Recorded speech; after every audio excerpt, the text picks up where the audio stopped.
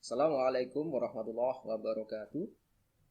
Selamat datang para siswa kelas 12, teruntuk siswa-siswi kelas 12 peminatan keagamaan Madrasah Aliyah Muhammadiyah Boarding School Metro. Baiklah, kali ini kita akan belajar kembali tentang pelajaran ilmu kalam untuk peminatan kelas 12. Ya, peminatan keagamaan kelas 12. Sebelum kita memulai pelajaran ilmu kalam, kita akan coba pahami kembali maksud dan tujuan mempelajari mata pelajaran ilmu kalam. Apa sih itu ilmu kalam? Ilmu kalam merupakan ilmu pengetahuan dalam agama Islam yang mengkaji dasar-dasar kepercayaan Islam dengan menggunakan dalil-dalil nakliyah maupun akliyah. Ya, saya sering menyampaikan di kelas karena pelajaran ilmu kalam ini berkaitan dengan pelajaran akidah, maka usahakan kita memiliki buku referensi sebagai rujukan untuk mempelajari persoalan agama. Terlebih mempelajari masalah akidah karena di dalamnya ini memuat dalil-dalil yang harus kita pecahkan ya apabila kita menemui suatu persoalan dalam kehidupan kita, dan persoalan itu harus kita selesaikan tidak hanya dengan dalil Al-Quran, tapi juga bagaimana nalar berpikir kita, akal kita memberikan penjelasan secara masuk akal mengenai persoalan itu. Nah, apa tujuan mempelajari ilmu kalam? Pertama, meningkatkan kemampuan pemahaman, penghayatan, dan pengalaman murid tentang ilmu kalam, sehingga menjadi muslim yang penuh tanggung jawab dan bijaksana dalam kehidupan pribadi, masyarakat, berbangsa, dan bernegara. Menumbuh kembangkan akidah melalui pemberian, pemupukan, dan pengembangan pengetahuan, penghayatan, pengalaman, pembiasaan, serta pengalaman murid tentang akidah Islam, sehingga menjadi manusia muslim yang terus berkembang keimanan dan ketakwaannya kepada Allah Subhanahu wa Ta'ala. Dan yang ketiga, mewujudkan manusia Indonesia yang berakhlak mulia sebagai manifestasi dari ajaran dan nilai-nilai akidah Islam. Ya, jadi jelas pelajaran ilmu kalam ini tujuannya tidak lain adalah untuk meningkatkan kualitas akidah Islam kita. Jangan sampai kita sudah mempelajari persoalan akidah, tetapi prakteknya kita masih belum bisa mewujudkan keyakinan kita itu dalam bentuk praktek ibadah. Ruang lingkup mata pelajaran ilmu kalam adalah mata pelajaran yang memberi bekal kepada murid untuk memahami pemikiran para ulama ini ya, dalam hal berakidah yang benar dan mengamalkannya dalam kehidupan sehari-hari. Apa saja ruang lingkup itu? Ini dibagi menjadi dua aspek, ada aspek sejarahan dan aspek pemikiran. Aspek sejarahan ini meliputi sejarah ketokohan ulama modern dan ulama Nusantara. Aspek pemikiran ini pemikiran dalam ilmu kalam seperti batasan mukmin kafir, fungsi wahyu dan akal, kekuasaan, perbuatan, keadilan, dan sifat-sifat Tuhan, kehendak, kekuasaan, dan perbuatan manusia, perspektif aliran kalam seperti Khawarij, Syiah, Jabariyah, Qadariyah, Murji'ah, Salafiyah, Mu'tazilah, Ahlussunnah, Asy'ariyah, dan Maturidiyah. Ya, demikian pula perspektif ulama modern dan ulama Nusantara. Mari kita lihat sisi historis terlebih dahulu mengenai masalah ilmu kalam. Cara masalah ilmu kalam sebetulnya ini masalah problematika teologis yang terjadi di kalangan umat Islam. Ya, ini muncul pada dasarnya ketika ditandai dengan munculnya perbedaan pendapat ya, yang memunculkan beberapa aliran dalam Islam. Perbedaan pendapat itu tentang terbunuhnya Utsman, ya, Utsman bin Affan. Kenapa Utsman dibunuh?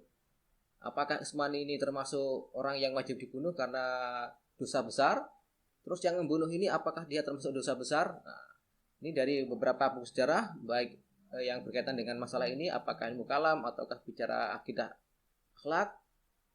Pasti kalau bicara pemikiran Islam ditandai dengan peristiwa terbunuhnya Utsman yang kemudian semakin memuncak pada masa Ali bin Abi Thalib, ya, pada masa Ali bin Abi Thalib. Nah, kemudian puncaknya terjadi perang Siffin, perang saudara antara Muawiyah dan pihaknya Ali. Ini ya, perang Siffin ya. Dari peristiwa itu kemudian terjadilah gencatan senjata dari pihak Muawiyah mengangkat Al-Quran sebagai bentuk penyelesaian masalah dengan cara damai ya, damai. Kemudian akan bahas tentang pada bab ini tentang akal dan wahyu perspektif aliran kalam. Ya, kita akan pelajari terlebih dahulu. Pahami peta konsep. Nah, aliran kalam itu ada Khawarij, ya, Syiah, Murji'ah, Jabariyah, Mu'tazilah, Qadariyah, Asy'ariyah, dan Maturidiyah. Ya, nanti Maturidiyah akan dibagi menjadi dua, Maturidiyah Samarkand dan Maturidiyah Bukhara. Apa aja dalam persoalan pokok ilmu kalam? Nah, ada wahyu dan akal, atau akal dan wahyu terserah, boleh dibolak-balik yang bagian ini. Kemudian iman dan kufur, perbuatan manusia dan pelaku dosa besar, kemudian aspek ketuhanan yang meliputi sifat-sifat Tuhan, perbuatan Tuhan, keadilan dan kehendak mutlak Tuhan, dan kalamullah. Nah, ini yang nanti akan kita bahas pada bab ini. Ya, terlebih dahulu kita akan pahami terlebih dahulu apa arti dari atau pengertian dari akal dan wahyu. Ya, ini yang pertama, wahyu terlebih dahulu. Ya, dari sudut pandang bahasa Arab, ini wahyu diartikan sebagai suara, api, dan kecepatan. Menurut Kamus Mufradat, makna aslinya yaitu yang memiliki arti isyarat yang cepat yang disampaikan ke dalam hati. Atau makna lainnya bisa dikatakan juga bisikan, isyarat, tulisan, dan kitab, atau juga pemberitahuan secara sembunyi dan dengan cepat. Ya, menurut Kamus Bahasa Indonesia, ini berupa petunjuk dari Allah yang diturunkan hanya kepada para nabi dan rasul melalui mimpi dan sebagainya. Nah, petunjuk itu biasanya berupa informasi yang diberikan kepada orang-orang pilihannya, manusia pilihannya, apakah itu kepada nabi ataukah itu kepada rasul. Kalau kepada nabi, maka informasi itu, petunjuk itu hanya untuk dirinya, kan gitu. Kalau kepada rasul, ini biasanya informasi itu atau wahyu itu diberikan tidak hanya untuk dirinya tapi juga untuk umatnya. Nah, kemudian pengertian wahyu menurut para ahli. Ini saya ambil contoh dari Muhammad Abduh. Ya, Abduh mengatakan wahyu adalah pengetahuan yang didapat seseorang pada dirinya sendiri dengan suatu keyakinan bahwa pengetahuan itu datang dari Allah. Di sini Muhammad Abduh melihat wahyu tidak hanya ditujukan kepada nabi dan rasul saja, tetapi juga kepada manusia biasa. Ya. Jadi kata Muhammad Abduh bahwa seorang ini, apa yang dilakukan seorang itu, yang dilihat, yang didengar, kemudian yang dilihat, yang didengar itu bisa menghasilkan pengetahuan, dan pengetahuan ini diyakini bukan semata-mata dari dirinya, tetapi atas dorongan dari wahyu, gitu ya. Dan bahkan kata Muhammad Abduh, wahyu ini tidak hanya pada nabi dan rasul saja, tapi kepada siapa saja ya, yang dikehendaki Allah Subhanahu wa taala. Ini pendapatnya Muhammad Abduh. Nah, ini dalam surat Asy-Syura ayat 51 menjelaskan cara terjadinya komunikasi antara Tuhan dan nabi-nabinya, ya. Dalam ayat ini jelas, ya. Jadi Allah berbicara kepada manusia itu dengan dua cara, ya. Wahyu itu disampaikan oleh Allah dengan dua cara. Jadi cara langsung yang pertama, ya. Nah, Allah langsung berbicara kepada manusia yang dipilihnya.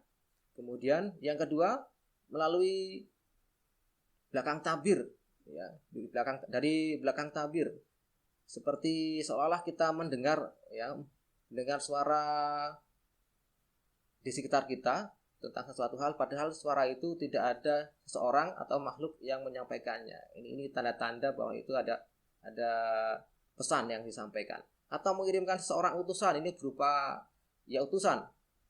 Ya, Allah kemudian memerintahkan malaikat Jibril untuk menyampaikan wahyu, kan begitu. Yang biasa kita pahami. Ya. Kemudian akal. Kita tadi kalau wahyu, sekarang ke akal.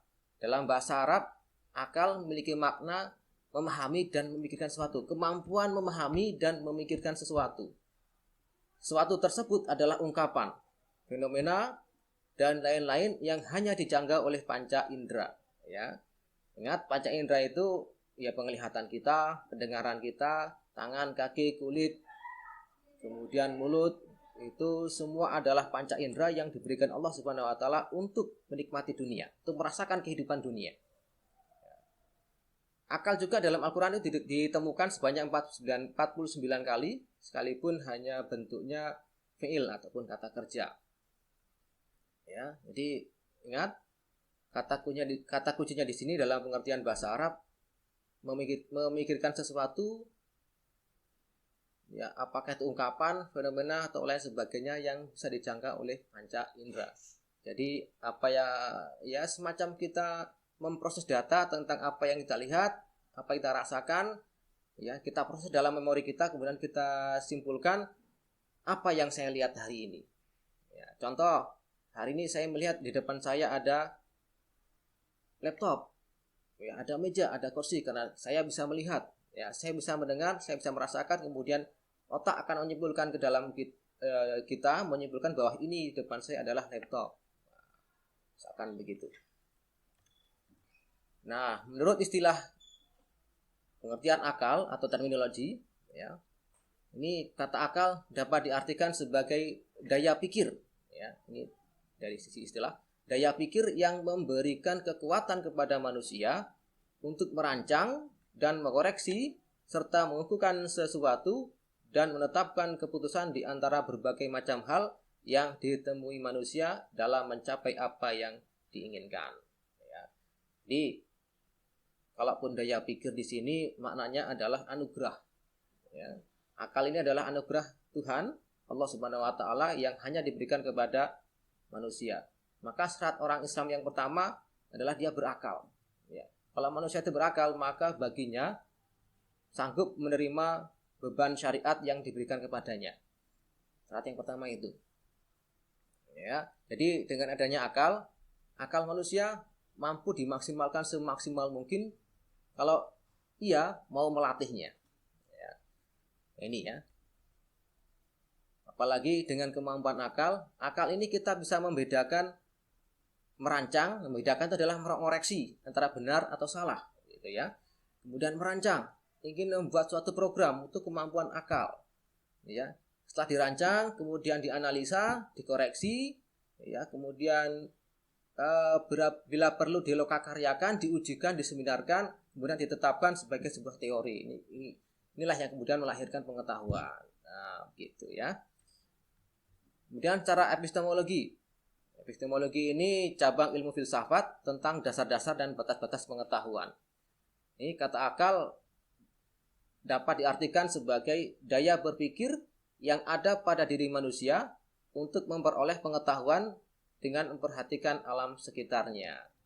Ya, bersama dengan pengertian di atas tadi, ya, tentang daya pikir atau potensinya. Ini kalau menurut Al-Ghazali, daya pikir ini juga sama maknanya juga potensi, ya, yang kemudian manusia itu memperoleh pengetahuan dengan memperhatikan alam sekitarnya. Nah, kembali ke anugerah yang diberikan Allah kepada kita berupa panca indera tadi itu. Setelah kita lihat, kemudian kita mendengar, ya, di samping mendengar kita bisa merasakan, apakah kita pegang, apakah kemudian kita cium, apakah kemudian kita rasakan secara langsung di lidah, maka kita akan mengetahui apa yang sedang kita makan, apa yang sedang kita pegang, apa yang sedang kita lihat, apa yang sedang kita dengar. Semuanya itu diproses oleh memori kita, yang intinya nantinya akan menjadi sebuah pengetahuan. Apakah pengetahuan itu bermanfaat kepada dia, yang kemudian semakin mendekatkan ketakwaan dia kepada Allah Subhanahu wa taala, ataukah sebaliknya. Nah, gitu. Ya. Kata Al-Ghazali, menurut Al-Ghazali, akal ini dibagi menjadi 3 teori, ya, kata Al-Ghazali. Pertama, akal didefinisikan sebagai potensi yang membedakan manusia dengan binatang dan menjadikan manusia mampu menerima berbagai pengetahuan. Ya kan? Kalau bicara potensi, berarti potensi itu adalah panca indera. Ya, panca indera. Yang mana kalau ini dimanfaatkan sebaik-baiknya, maka potensi itulah yang membedakan manusia dengan binatang. Kenapa? Karena manusia itu ketika dididik, dilatih dengan benar, ya, kita latih diri kita dengan maksimal, maka manusia kita, ya, akan mampu menyerap ilmu, menyerap informasi, menyerap pengetahuan yang kemudian kita olah dalam diri kita sebagai sebuah pengetahuan. Nah ini, apakah kemudian seorang itu menjadi semakin sombong, ataukah kemudian semakin rendah hati bahwa ilmu Allah itu luar biasa, tak terhingganya, ya. Itu. Dan yang kedua, ini kata Al-Ghazali, itu pengetahuan yang diperoleh seseorang berdasarkan pengalaman yang dilaluinya dan akan memperhalus budinya. Nah, ini lebih penekanannya lagi, sebetulnya ada hubungannya dengan yang pertama tadi. Kalau yang pertama tadi kata kuncinya adalah potensi yang membedakan manusia dengan binatang, dan yang kedua ini adalah pengetahuan yang diperoleh berdasarkan pengalaman. Pertama adalah potensi, yang kedua adalah pengalaman. Ya kan? Kalau potensi itu adalah apa ya, panca indera yang dimiliki oleh manusia, diproses, ya, diproses, kemudian dari pemrosesan itu lahirlah yang namanya pengetahuan. Itu pengetahuan juga bisa didapat dari pengalaman. Pengalaman berarti kita terlibat langsung dalam sesuatu hal yang terjadi di depan kita, kemudian kita memprosesnya, apakah itu berupa mungkin penelitian langsung atau pengamatan langsung, sehingga semuanya itu menjadi pengalaman hidup. Apakah kemudian akan berlaku sombong, apakah kemudian semakin rendah hati, gitu. Ya, mestinya kalau seorang itu semakin tinggi ilmunya, semakin rendah hatinya, semakin takwa dia kepada Allah Subhanahu wa taala. Gitu ya. Oke, kemudian yang ketiga, masih kata Al-Ghazali, akal merupakan kekuatan insting yang menjadikan seseorang mengetahui dampak dan akibat semua persoalan yang dihadapinya, sehingga dapat mengendalikan hawa nafsunya. Nah ini ya, jadi kalau yang pertama tadi adalah ini potensi, yang kedua adalah pengetahuan, kuncinya yang ketiga adalah insting. Nah, ini setelah kemudian kita lihat, kita dengar potensi tadi itu dengan panca indera tadi itu menghasilkan pengetahuan, ya, menghasilkan pengetahuan itu kemudian jadikan pengalaman hidup, ya. Kenapa jadikan pengalaman hidup? Karena apa yang kita lihat, apa yang kita dengar, ketika akal itu memproses, yang proses data ini baik atau buruknya akan ketahuan. Nah, ini baik buruknya akan ketahuan, karena fungsinya akal adalah untuk mempertimbangkan itu. Nah, ini apa yang kita lihat, ini adalah sebuah kemungkaran, misalkan begitu ya. Yang kita dengar ini adalah sebuah kemungkaran. Apakah kemudian yang kita lihat ini semakin menundukkan kita bahwa kita ini tidak ada apa-apanya, atau kita semakin lalai dengan dunia, asik dengan dunia kita, lalai dengan kewajiban kita sebagai seorang hamba. Ya, maka kalau minjem syairnya Bang Haji Roma Irama, ya, bisa melihat tapi hakikatnya tuli, gitu ya. Mendengar hakikatnya tuli, melihat hakikatnya buta, kebalik ya. Ya, melihat hakikatnya buta, mendengar hakikatnya tuli. Jadi anugerah yang diberikan Allah kepada kita tidak bisa dimanfaatkan untuk apa sebenarnya. Untuk apa sebenarnya? Gitu kan? Karena kemampuan akal yang diberikan pada manusia ini kepada kita ini pada dasarnya untuk memberikan hak otonomi kepada manusia untuk menentukan arah hidupnya. Gitu kan? Kalau kita melihat kemungkaran, apa yang kemudian kita lakukan? Kalau kita punya power, punya kekuatan, mungkin bisa langsung kita tegur. Gitu kan? Kalaupun nggak berani, misalkan begitu, kita bisa melaporkannya ke pihak berwenang, misalkan.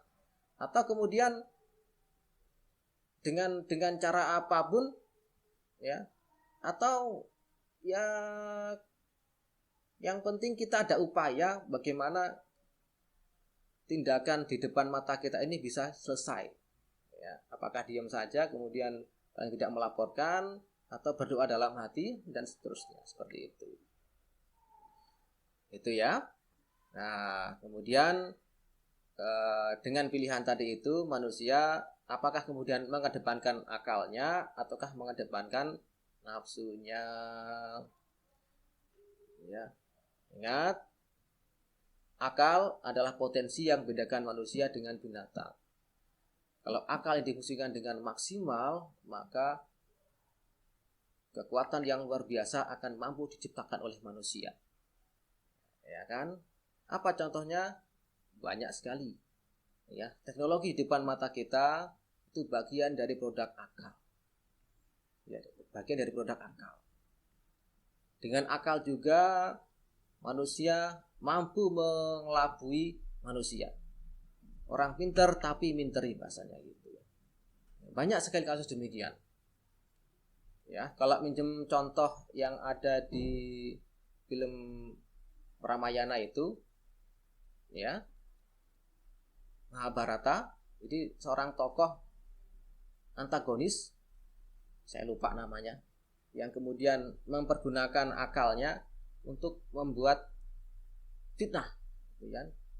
Jadi pinter mengelabui, pinter berbuat kata-kata yang manis seolah-olah agar orang itu percaya. Atau kisah 1001 malam, di situ ada contoh tentang Abu Nawas. Dia mampu mengalahkan musuhnya dengan kecerdikannya. Ya, ini salah satu contoh penggunaan akal. Artinya begitu luar biasanya akal yang diberikan Allah kepada kita. Tidak ada yang lain, hanya kepada manusia. Ya, hanya kepada manusia. Ya, kalau kata Harun Nasution, ini ayat akal sebagai anugerah Allah kepada manusia untuk menghasilkan pengetahuan melalui kesan-kesan yang diperoleh dari panca indera. Ini bersama dengan yang tadi saya sampaikan. Jadi akal ini begitu luar biasa yang kita dapat dari hasil pemrosesan data, apa yang kita lihat, kita dengar, kita rasakan, semuanya kemudian disimpulkan apa yang akan kita berbuat. Nah, akal di sini dalam pengertian Islam ini tidak dimaksudkan seperti otak ya. Memang betul otak ini adalah sumber saraf utama dalam tubuh kita, tetapi bukan berarti itu yang dimaksudkan otak dalam hal ini. Otak di sini adalah naluri, ya. Daya berpikir yang terdapat dalam jiwa manusia untuk memperoleh pengetahuan dengan memperhatikan alam sekitarnya. Ya, daya pikir yang terdapat dalam jiwa manusia artinya naluri. Ya, hati nurani kita untuk merasakan empati orang lain, ya, empati orang lain, kemudian tindakan apa kita untuk sikap kita tentang situasi yang ada di sekitar kita. Seperti itu.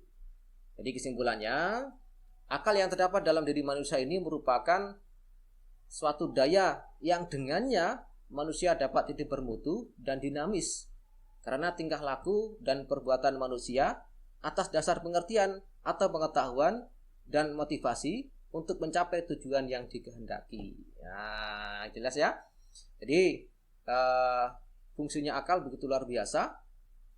Dengan akal yang kemudian kita miliki, ya, kemudian akal mampu menangkap segala hal informasi di sekitar kita, diproses, diolah, kemudian ditimbang-timbang antara baik dan buruk, baikkah dengan untuk saya, jangan-jangan baik untuk saya, belum tentu baik untuk orang lain. Itu kemudian apalagi efek buruknya, ya, ini kemudian ditimbang-timbang, ya. Setelah kemudian diputuskan, ditetapkan, engkau pilih yang mana antara jalan kebaikan ataukah jalan keburukan. Pasti seperti itu. Ya. Pasti seperti itu. Yang namanya akal itu mempertimbang-timbang apa yang dipertimbangkan itu antara kebaikan dan keburukan. Kita mau melangkah yang mana? Pilih yang mana? Gitu. Masing-masing jalan ini ada konsekuensi dan akibat yang harus ditanggungjawabkan. Ya kan? Mau kita berbuat baik juga ada balasannya, mau kita berbuat jahat juga ada balasannya. Ya, seperti itu, baik balasan di dunia maupun balasan di akhirat. Nah, sikap itulah yang akan menentukan kualitas atau hidup kita, ya, kualitas hidup kita apakah bermutu atau tidak. Gitu, ya. Jadi dengan akal manusia mampu mencapai tujuan yang dikehendakinya. Nah, ini tadi sudah saya singgung bahwa akal juga mampu mengelabui manusia tentang kata-katanya yang manis, ya, kata-kata yang manis seperti saya contohkan tadi, ya. Dan ini banyak terjadi, ya. Silakan anak-anak semua cari referensi yang berkaitan dengan masalah ini. Dan persoalan agama, apalagi bicara mengenai masalah pemikiran dalam hal agama, tidak semua harus dijawab dengan dalil. Bagaimana kita memberikan sikap, pernyataan, jawaban dengan menggunakan nalar logika kita. Gitu. Nah, apa persamaan akal dan wahyu? Nah, persamaan akal dan wahyu ini dari sisi fungsi. Fungsinya adalah menghasilkan pengetahuan, sama-sama menghasilkan pengetahuan, baik akal maupun wahyu, meskipun ada bedanya. Apa bedanya? Nah, perbedaannya antara akal dan wahyu, nah ini. Kalau wahyu ini hanya dari Tuhan, asalnya hanya dari Tuhan. Akal ini asalnya dimiliki setiap manusia. Ya, dimiliki oleh setiap manusia. Kemudian wahyu, informasi dari Tuhan berada dari luar diri manusia, dari luar diri kita. Nah, ini ya, sementara akal, informasi itu ada dari dalam setiap manusia. Ya kan? Tadi saya katakan, setelah melihat, mendengar, kemudian diproses, ya, dikukuhkan, jadilah itu sebuah pengetahuan untuk diri kita. Nah ini yang ketiga mengenai kebenaran. Ya, kalau tadi fungsinya sama-sama menghasilkan pengetahuan, maka perbedaannya pada sisi kebenaran. Kalau wahyu tentu kebenarannya bersifat absolut. Ya, absolut ini sudah pasti, ya sudah pasti, qat'i, ya tidak diragukan kembali. Ini mengenai wahyu. Ya, adapun akal kebenarannya bersifat relatif. Hari ini mungkin kita mengatakan ini adalah benar, belum tentu ke depan lagi ungkapan itu masih sama lagi digunakan. Seperti itu. Wahyu ini sumbernya dari Allah, sementara akal sumbernya dari manusia. Siapapun berhak berpendapat, siapapun berhak mengutarakan ide, gagasan sebagai bentuk dari proses belajar yang kita lalui. Proses itulah yang namanya ungkapan itu berupa kemampuan daya nalar berpikir kita dalam mendapatkan informasi seperti itu. Oke, terima kasih atas perhatian anak-anak semua. Untuk selanjutnya silakan berikan tanggapan komentar di kolom yang nanti kami sediakan. Terima kasih. Assalamualaikum warahmatullahi wabarakatuh.